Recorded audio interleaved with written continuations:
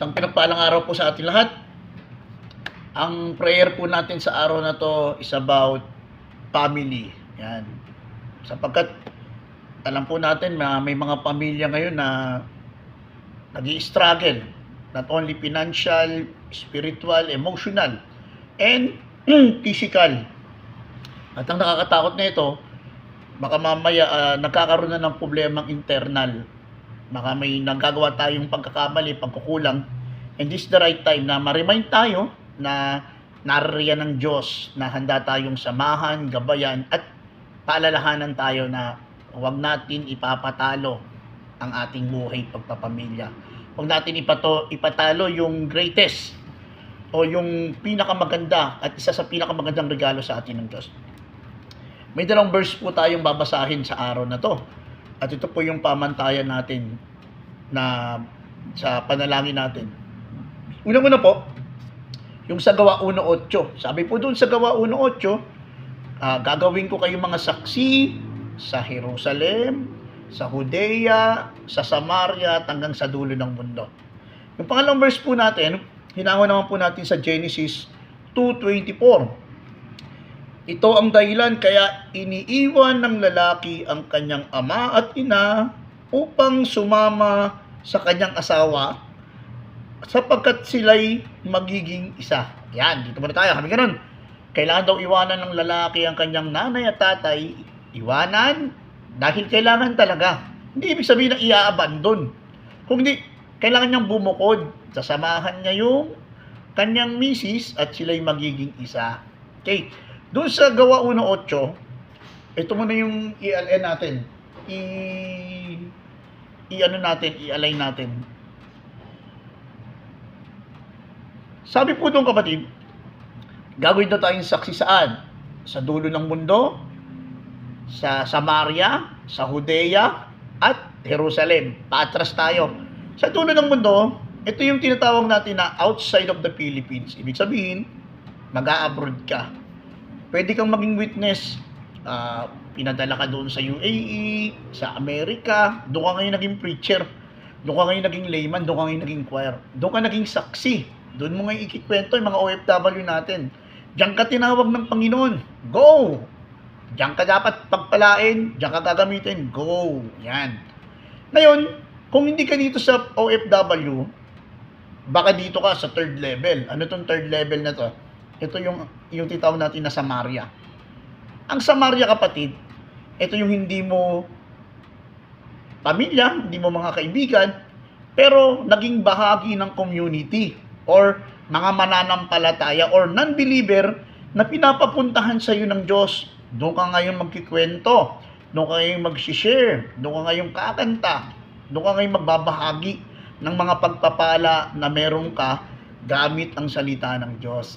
Doon ka ngayon magpipreach. Sasabihin mo sa kanila, oy, repent, oy. Tinatawag kayo ng Panginoon. Ito yung mga outside of your community. Naman tong Judea. Yung Judea kapatid, ito yung hindi mo pamilya, pero kaibigan mo, kaklase mo, kabarangay mo, kasamahan mo sa simbahan, mga taong nakapaligid sa iyo na hindi mo pamilya, mga taong kakilala mo o hindi mo pa kakilala na magiging bahagi ng community mo. Ano ngayon yung Jerusalem ng iyong buhay pagpapamilya? Ito yung lagi nating inire-remind. Ito yung isa sa pinaka-blessing. Ito yung isa sa pinaka-magandang regalo sa inong Diyos. Ano to? Ang Jerusalem ng buhay mo. Ang pamilya mo. Dito ka dapat una daw maging saksi. Dito ka dapat unang mag-preach. Dito ka daw unang dapat magmahal. Bakit? Sapagkat pag nakita ng tao na yung mga kasama mo sa pamilya ay naaaya mo, baka pwede ka pa lalo makaaya sa ibang tao. Pero pag nagpipreach ka sa ibang lugar, tapos yung pamilya mo magulo, yung pamilya mo hindi mo man lang naibabahaginan, abay teka lang. Ano tayo? Bulay-bulay tayo, atras tayo. May mali. May mali. Bakit mali? Kasi dapat pamilya muna ang ma-recruit mo. Pamilya mo muna ang unang makaranas ng salita ng Diyos.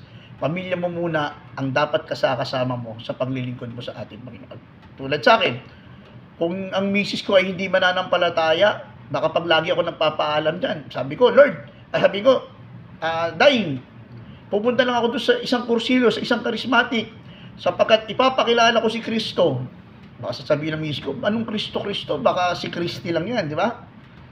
Kasi hindi niya alam. Pero kung ang misis mo ay mananampalataya, ang husband mo ay mananampalataya, baka kasama mo pa yan, magpupunta ka sa gawain, dalawa na kayo.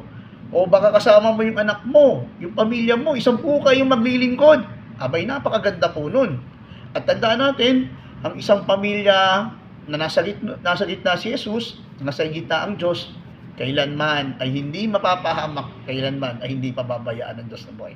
Kaya, dito po muna tayo, the Jerusalem of our life, the Jerusalem of our faith.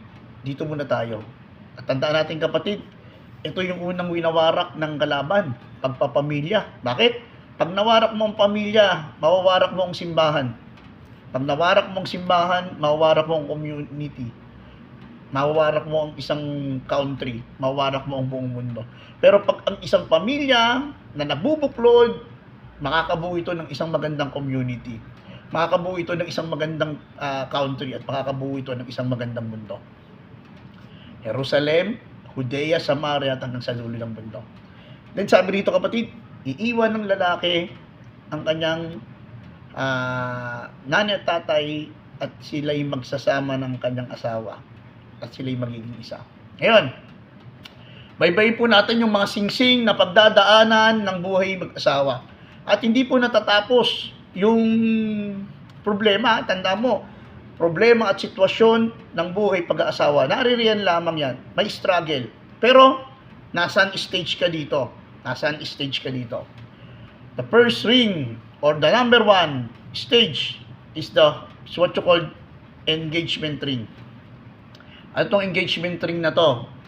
Engagement ring na kung saan ikay nangako at yung girlfriend mo, yung boyfriend mo, ay nangako rin. Magsusot kayo ng isang singsing na kayo'y malapit ng ikasal na hindi na pwedeng manligaw sa iba at yung isa naman na hindi na rin pwedeng magpaligaw. Kumbaga, nakalaan na kayo para sa isa't isa. You are engaged. Nakatakda na kayo. Nakatakda na kayong ikasal. Di ba? The second stage is, after ng engagement ring, papasok ngayon yung thrilling. Three-ring. Ano to? Kung saan sobrang excited ka. Ito yung hindi ka mapakali, na parang walang puwang, na sobrang kasiyahan na nararamdaman mo. Ito yung stage na kung saan na parang, hinahanap mo si Labi Doodles, na kung maaari, wag kayong maghiwalay. Na kung maaari, every time, tatawagan ka, na kung saan, lagi kayong naka-open ng video. Ito yung thrill na thrill ka. Talagang kinikilig ka pa. At papasok ko ngayon dun sa third ring. Ito na yung dan. Ano to? Ito yung wedding ring. Na kung saan isusuot mo na yung singsing at kayo'y under oath. Hindi lamang sa simbahan, hindi lamang sa tao, kung hindi kay Kristo. Na mangangako kayo na kayo magsasama sa hirap at ginawa, sa lungkot at saya, sa sakit man o kalakasan, na kailanman hindi kayo maghihiwalay at tanging kamatayan lamang ang makapaghihiwalay sa inyo. Engagement ring, three ring, wedding ring, and the fourth ring is what you call K-ring. Yan. Sa unang bahagi ng buhay pag-aasawa, mararamdaman mo pa ito. Yung care, may magtitimpla sa iyo ng kape, sarap. May nagmamasahe, may kumikis, may love making. Kaya lang, ang mabigat dito, papasok tayo ngayon doon sa ika-5 singsing. Ito na yung mga sitwasyon na kung saan delicate moment. Ano yung fifth ring? The fifth ring is what you call discovering. The discovering period, magsisimula mo nang madiskubre na yung tao palang nakilala mo ay 1/4 pa lang or 20% pa lang ng kanyang pagkatao or 50%, meron pa palang nakareserba na hindi mo pa nakikita. At this time, nakikita mo na yung asawa mo pala hindi naghuhugas ng paa, meron palang alipunga, kasi lagi nakasapatos pag magkasama kayo, na ito pala ay nagpupunas lamang at hindi naliligo, na pag natulog, sobrang lakas pala humilik, na ito palang asawa mo ay mas malakas pa palang uminom pag hindi kayo magkasama, na ito pala ay nagsusugal, na ito pala ay may mga problema, ito pala ay nagbababae, ito pala ay hindi nagsisimbak. This period, babagsak yung pinapangarap mo, na parang, teka lang, may problema. Hindi ito yung gusto ko. Hindi ito yung pinapangarap ko. Hindi ito yung ine-expect ko. Kaya papasok ko ngayon doon sa 6th ring. It's what you call the suffering. This is stage, kapatid. Dito ka lalo dapat magdasal. Dito ka lalo dapat mag-pray. Bakit? Sapagat sa period na ito, mararanasan mo na wari bagang ang asawa mo ay demonyo. Yun, mamatay ka na sanang asawa ka. Kung ang tawag mo sa asawa mo ay demonyo, pag umuwi ng bahay yan, anong tawag mo doon sa bahay nyo? Abay, tawag doon ay impyerno. Bakit? Nakatira doon mga demonyo. Kaya, ingat ka rin sa pagsalita. Dito sa suffering period na to, dadanasin mo yung pag-iyak, dadanasin mo yung sakit. Nakakaramdam ka ng galit, ng tampo, ng hinanakit. At dito sa suffering period na to, wari bagang gusto mo nang sumunod or gusto mo nang iyakyat doon sa next stage. Nawari bagang ito na yung solusyon. Ano tong pang-pitong singsing? Ang pang-pitong singsing is what you call surrendering. Op! Ayawan na. Bakit? Kasi we are not meant to be daw. Kasi hindi para tayo sa isa't isa. Kasi napagod na ako. Wala na yung love. Hindi ko na nararamdaman sa iyo yung pag-ibig. Baka may iba na akong mahal. Or yung ine-expect ko sa iyo, hindi ko yun nakuha eh. Kaya this time, ayawan na. Sosoli na ka sa nanay mo, uwi na ako sa pamilya ko, or magbubukod na tayo. At this time, kapatid, ito yung nakakatakot na sitwasyon. Bakit? Yung lehitimong anak, na dapat siya yung kasama ni nanay at tatay, ano nangyari? Nung naghiwalay, si nanay nag-asawa, si tatay nag-asawa, si nanay nakabuo ng pamilya, may asawa siya, may anak, buo ang pamilya. Si tatay nag-asawa, nagkaanak, buo ang pamilya. Sinong naiwan? Yung anak na lehitimo. Siya yung legitimate, pero siya yung walang nanay at tatay. At yun yung nakakatakot. Yun yung gusto natin ipag-pray. Nanawa, wag. Sa biyaya at grasya ng Diyos. Kasi pag nangyari yun, may possibility. Kulang sa labang bata, kulang sa care, baka yan ang maging problema. Hindi naman natin nilalahat. Pero nawa, kung buo sana, may pagmamahal, malasakit, tiwala. Tandaan mo, kapatid, pag may pagmamahal sa pamilya, love can conquer everything kung ano man ang pinagdadaanan niya. Kaya, dun sa suffering, sa ayawan na, hindi papayag ang Diyos kasi mananampalataya ka. Kaya, i-remind kita, umakyat ka doon sa 8th ring. Ano tong 8th ring na to? The persevering. Yes. May problema talaga. May problema sa inyong mag-asawa. Financial problem, katotohanan. Or baka may nagagawang mali yung isang partner. Pero kaya pa siguro. Baka masusolusyonan pa sa biyaya ng Diyos. I-block natin kung ano man yung gumugulo dyan. Baka may bisyo si Mister, may bisyo si Mrs. Baka may umaaligid dyan na ibang babae, ibang lalaki. Sa pangalan ni Jesus, i-revoke mo na yan. Hindi yan makakapanaig. Hindi galit ang solusyon. Hindi pagtahimik, kung hindi si Jesus ang solusyon. Magpatuloy ka bilang isang tatay, magpatuloy ka bilang isang nanay, magpatuloy ka sa panalangin. This time, kapatid, double your prayer, triple your prayer. Bakit? Hihingi ka ngayon ng kalakasan para mapagtagumpay ang may pinagdadaanan mo. Hihingi ka ngayon ng talino. Kung ano bang dapat na application, ano yung diskarte, ano dapat ang solusyon. Huwag mong ipatalo. Hingi ka ngayon ng kababaang loob. to accept things that you cannot accept. Baka ikaw din may mali. Baka hindi lang yung asawa mo. Baka ikaw din may pagkukulang. Baka hindi lang asawa mo. Makita mo sa pamamagitan ng kababaang loob, Lord, baka sa akin ang problema. Iparealize mo nga sa akin. And then, masasabi mo ang salitang, sorry. Sorry, sorry, and then start it again kasama ang Diyos.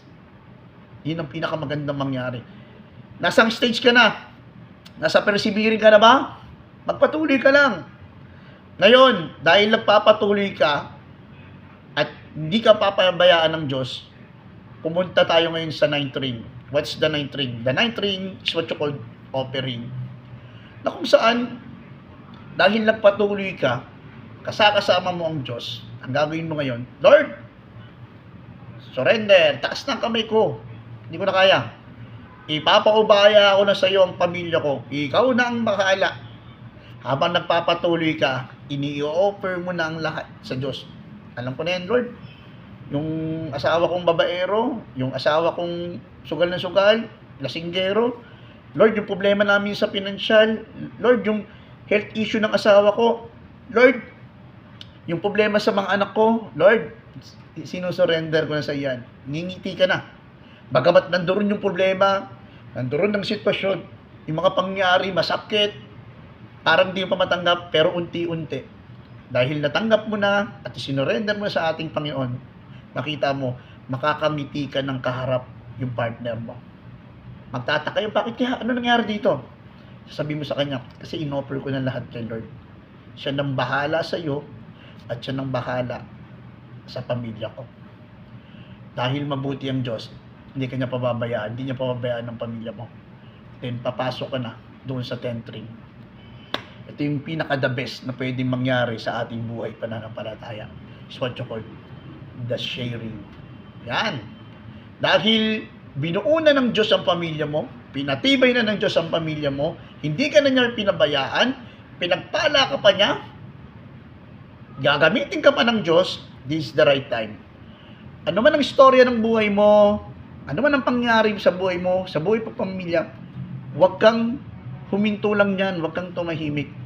May pananagutan ka na ikwento yan sa ibang tao, lalo na doon sa mga tao na dumadanas ngayon ng problema. Kung napagtagumpayan mo na yan, pag may kausap ka ngayon na maghihiwalay, ops, hindi yan ang solusyon. Sasabihin mo ngayon, pinagdaanan ko yan, naranasan ko rin yan.